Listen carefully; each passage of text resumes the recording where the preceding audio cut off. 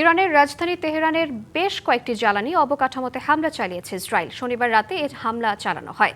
ইরানের বিপ্লবী গার্ড বাহিনী আইআরজিসি দাবি করছে, এ হামলার জবাবে ইসরায়েলের হাইফা শহরের তেল শোধনাগার লক্ষ্য করে হামলা চালিয়েছে তারা। এদিকে উপসাগরীয় দেশ কাতার, সৌদি আরব এবং সংযুক্ত আরব আমিরাতের হামলা অব্যাহত রেখেছে ইরান। যদিও এর আগে ইরানের প্রেসিডেন্ট বলেছিলেন, এসব দেশ থেকে মার্কিন হামলা বন্ধ হলে পাল্টা আক্রমণ চালাবে না তেহরান। ইরান বলছে, মধ্যপ্রাচ্যের ঘাঁটিগুলো থেকে মার্কিনিরা হামলা চালানোর কারণেই পাল্টা হামলা অব্যাহত রেখেছে তারা। এদিকে ইরানের ক্ষেপণাস্ত্র হামলায় মধ্যপ্রাচ্যের ঘাঁটিতে নিহত 6 মার্কিন সেনার মরদেহ যুক্তরাষ্ট্রে পৌঁছেছে। এ সময় সেখানে উপস্থিত ছিলেন মার্কিন প্রেসিডেন্ট ডোনাল্ড ট্রাম্প। অন্যদিকে নরওয়ের রাজধানীর অসলোতে মার্কিন দূতাবাসের কাছে বড় বিস্ফোরণের শব্দ পাওয়া গেছে বলে জানিয়েছে পুলিশ। তবে এ বিষয়ে এখনও পর্যন্ত বিস্তারিত কিছু জানা যায়নি।